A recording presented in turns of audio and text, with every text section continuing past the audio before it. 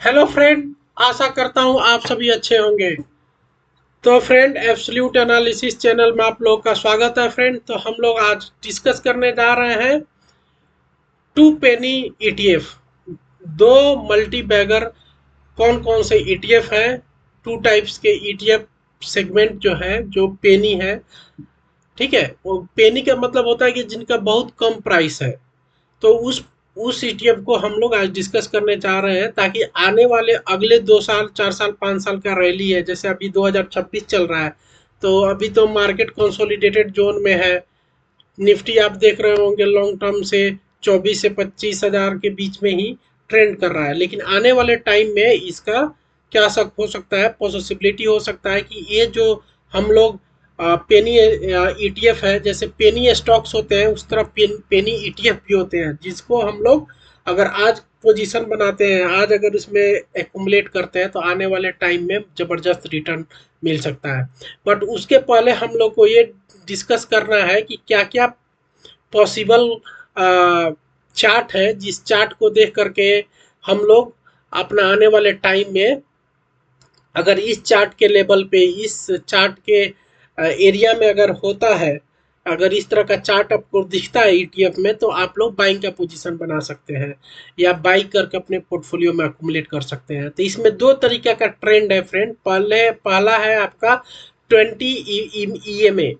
20 EMA होता है, एक 50 EMA है, और एक 200 मूविंग एवरेज।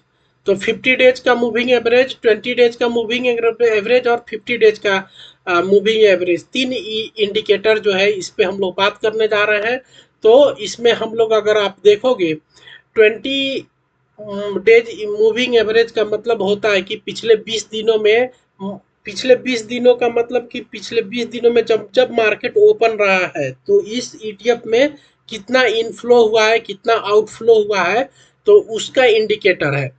तो अगर ये फर्स्ट वाला हमारा चार्ट अगर आप देख रहे होंगे कि लो प्राइस बड़ा पॉसिबिलिटी, मतलब अगर आप देख पा रहे होंगे फर्स्ट वाला चार्ट में, तो आप देखिए यहाँ पे इसका प्राइस का रेंज जो है, ऐसे चार्ट में 0.10 दिखा रहा है।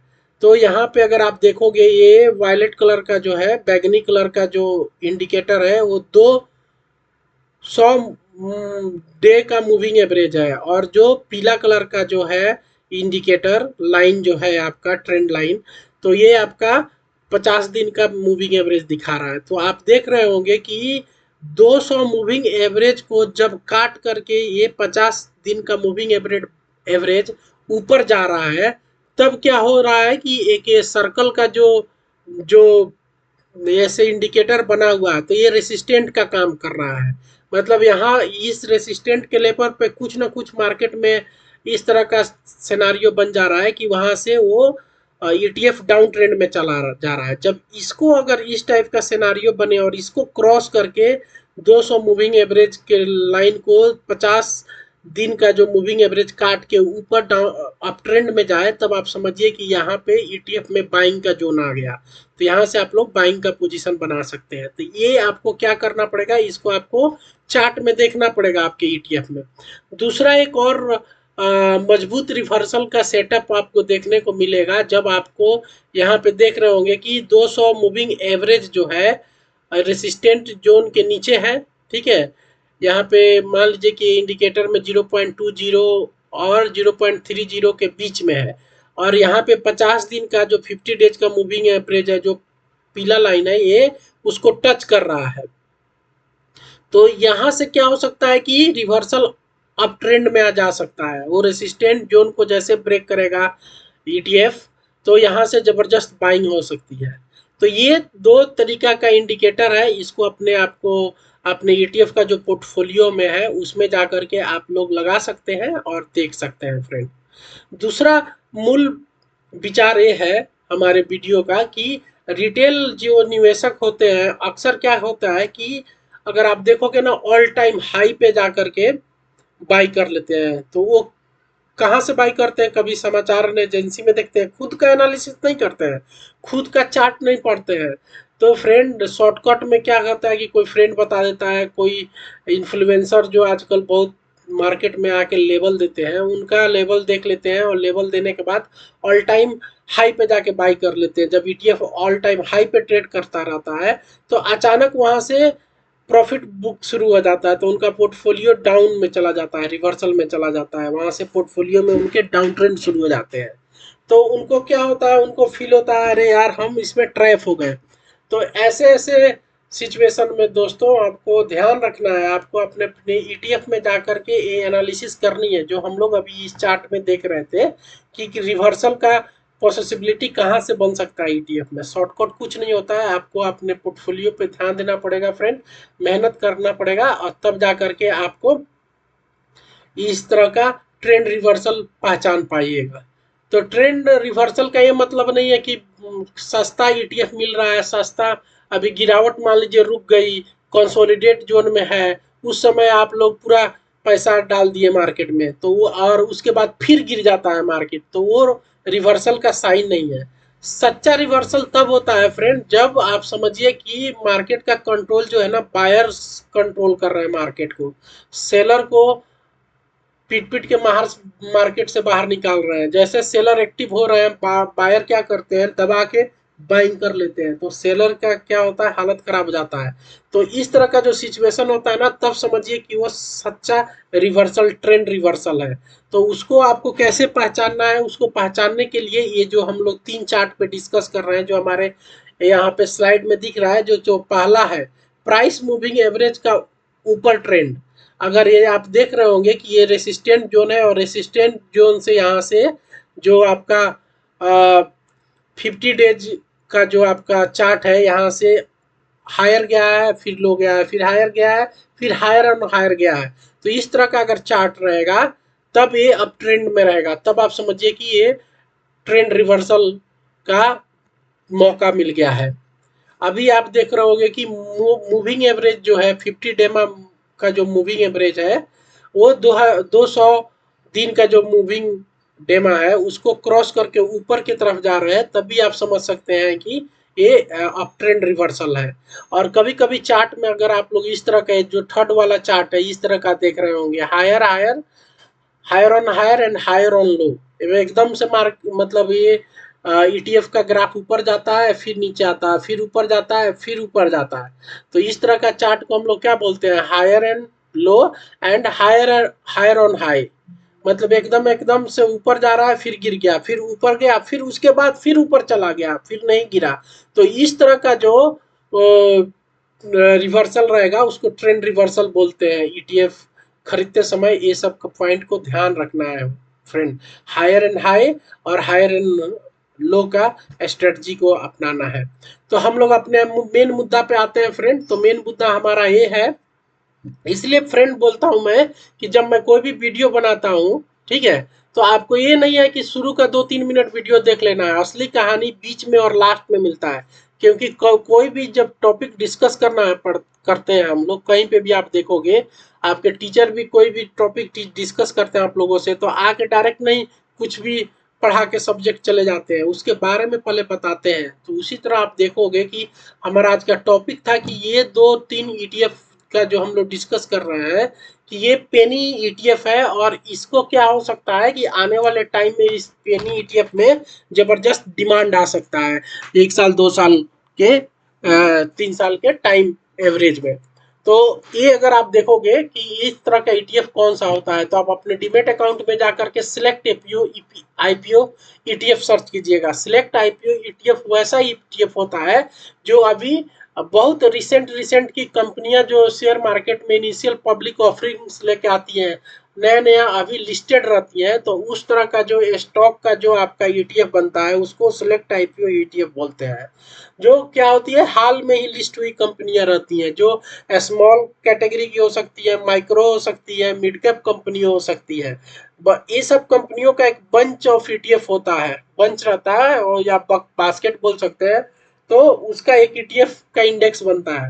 बट इसमें सबसे बड़ा प्रॉब्लम क्या होता है कि ये बहुत वोलेटिलिटी में रहती है। वोलेटिलिटी का कारण क्या रहता है फ्रेंड, क्या, क्योंकि ये कंपनियां जो रहती हैं माइक्रो और स्मॉल कंपनियां रहती हैं, तो ये भागती भी बहुत तेज है और डाउन ट्रेंड में भी बहुत तेजी से जाती है, अप ट्रेंड में भी रहती है, डाउन ट्रेंड में भी रहती है, तो इसलिए प्राइस फ्लक्चुएशन बहुत होता है और उसके चलते आपको वोलेटिलिटी मिल जाती है इसमें फ्रेंड। तो इसमें अगर आप देखोगे कि ये चार्ट में दिखा रहा है सिलेक्ट आईपीओ ईटीएफ के चार्ट में, अब ट्रेंड में रहा है कुछ दिन, फिर वहां से डाउन ट्रेंड में आ गया है, फिर 50 डेज मूविंग एवरेज को और 200 मूविंग एवरेज को काट करके 50 डेज मूविंग एवरेज अप के साइड में गया है, और ये जैसे अप ट्रेंड में गया है तो देखिए high high on high, high on high बनाते गया है, ठीक है, और फिर कभी कभी higher high, higher high, higher low पे भी गया है।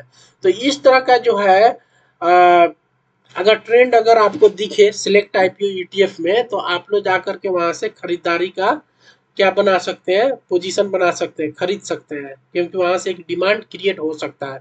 बहुत बार देखा गया है कि वहां से एक जबरदस्त ब्रेकआउट होता है स्टॉक में, और फिर जब स्टॉक भागता है तो आपका उसका इंडेक्स और ईटीएफ भी भागेगा।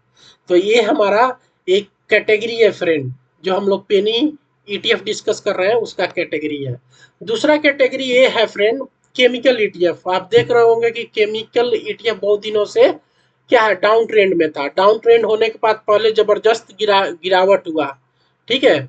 तो आप चार्ट में देख रहे होंगे ये 2023-24 का चार्ट है, तो 2023-24 में जबरदस्त गिरावट रहा, फिर 24 में देखेंगे ऑल टाइम हाई को अचीव किया, सारे रेसिस्टेंट को तोड़ करके फिर ऑल टाइम हाई पे चला गया, फिर ब्रेकआउट कंसोलिडेटेड जोन में रहा, फिर आप देख रहे होंगे फिर हायर ऑन हाई पे चला गया। तो 2024 जून में ये अपना 26 चल रहा है, लगभग 1.5-2 साल पहले इस तरह का ईटीएफ में जबरदस्त गिरावट आया था। तो ये जो इस तरह का ईटीएफ है फ्रेंड, अपने पोर्टफोलियो में आप बना सकते हैं। केमिकल का एक ईटीएफ ले लीजिए, सिलेक्ट आईपीओ का ईटीएफ ले लीजिए, जो अभी इनका भाव बहुत कम दाम में मिल रहा है, और मैंने अपने वीडियो में अपने यूट्यूब चैनल में बताया ही कि आपको कैसे पता चलेगा कि इसे ये सही भाव है कि नहीं। तो उसका एक आईएनए भी होता है, सही आईएनए भी उस ईटीएफ का क्या है, प्राइस क्या है, वो प्रीमियम पे मिल रहा है कि डिस्काउंट पे मिल रहा है, उसका वीडियो आप देख लीजिएगा और फिर जाकर के आप अपना पोजीशन बना सकते हैं। तो ये कि इसका एक दूसरा कैटेगरी है केमिकल ईटीएफ का। अब बढ़ते हैं आगे, और तीसरा है टूरिज्म ईटीएफ। टूरिज्म ईटीएफ का मतलब होता है फ्रेंड उस तरीका का ईटीएफ जहाँ पे लोग क्या होते हैं, घूमने फिरने जाते हैं कहीं पे, तो वहाँ पे जाके बहुत खर्चा करते हैं। जैसे मान लीजिए आप लोग आजकल बहुत फ्लाइट का यूज कर रहे हैं और एक जगह से दूसरे जगह पे जा रहे हैं, तो उससे क्या होता है, इस तरह का जो बहुत सारी कंपनियां जैसे मेक माई ट्रिप हो गया, और भी जैसे एज माई ट्रिप हो गया, और भी बहुत से तरह की टूरिज्म वाली कंपनियां हैं, हॉस्पिटैलिटी सेक्टर की कंपनियां हैं, जो क्या करती हैं कंपनियां, जो आपको मतलब कहीं ना कहीं घुमाती हैं। आप इंडिया में भी घूमते हैं, बाहर भी जाते हैं, तो इस तरह का भी ईटीएफ का एक इंडेक्स बना है। जैसे मोतीलाल ओसवाल टूरिज्म ईटीएफ जो है, इसका भी अगर आप चार्ट देखोगे, ये 2023 का से लेकर 2024 जून का डेटा मैं दिखा रहा हूँ, लगभग 1 साल का डेटा, पास्ट डेटा पे हम लोग एनालिसिस कर रहे हैं, ठीक है। तभी जाके आप फ्यूचर को पकड़ सकते हैं। तो पास्ट डेटा में आप लोग क्या देखते हैं, पास्ट डेटा में देख रहे हैं कि ये 2023 जून जुलाई में से लेकर के ये दिसंबर 23 तक एकदम डाउन ट्रेंड में रहा, 6 महीना डाउन ट्रेंड में रहा है मोतीलाल ओसवाल टूरिज्म ईटीएफ। और जब वहां से जनवरी 2024 में ये स्पीड पकड़ा है, तो देखिए ये लगभग 60-65 रुपया में इसका एक ईटीएफ का यूनिट एलोकेट होता था, वहां से पर यूनिट 20 रुपया बढ़ गया है, 65 से 95 हो गया है। तो 25-30 रुपया का आपको एक मूवमेंट दिया है 6 महीना के अंदर में। तो इस तरह का डेटा अगर आप एनालिसिस करना समझ गए, अगर इस तरह का डेटा का पकड़ना समझ गए फ्रेंड, तो आप आसानी से जा करके ईटीएफ में अपना पोर्टफोलियो बना सकते हैं। तो हम लोगों ने 3 टाइप का ईटीएफ देख लिया, केमिकल ईटीएफ देख लिया, सिलेक्ट आईपीओ ईटीएफ देख लिया, टूरिज्म ईटीएफ देख लिया फ्रेंड। तो इससे आपको क्या है, इससे हम लोगों का यही सीख मिलता है, हम लोग क्या आज सीखे इस वीडियो से, ये आप लोग जाके खुद एनालाइज करेंगे, हमारा वीडियो शुरू से लेकर इन तक देखेंगे तो समझ में आ जाएगा। तो ये वीडियो को मैं यहीं पे फ्रेंड वाइंड अप करता हूँ, और हम लोग का लास्ट निष्कर्ष यही है जो मेरे स्लाइड पे दिख रहा है, आप लोग आप वन बाय वन इस सारे पॉइंट को देख सकते हैं और एनालिसिस कर सकते हैं। अपना एनालिसिस धीरे धीरे खुद से करना सीखिए, आप एक्सपर्ट बन जाएंगे फ्रेंड। किसी के पीछे भागने का जरूरत नहीं है, थोड़ा टाइम देना पड़ता है, टाइम देने के बाद ऑटोमेटिक चीजें समझ में आने लगती है। तो फ्रेंड, मैं वीडियो को यहीं पे वाइंड अप करता हूँ। और आपको हमारा अगर वीडियो अच्छा लगता है तो हमारे चैनल को लाइक सब्सक्राइब कीजिए, अपने फ्रेंड लोगों के साथ शेयर कीजिए। तो मिलते हैं किसी न्यू टॉपिक के साथ न्यू डेज में। Thank you. जय हिंद।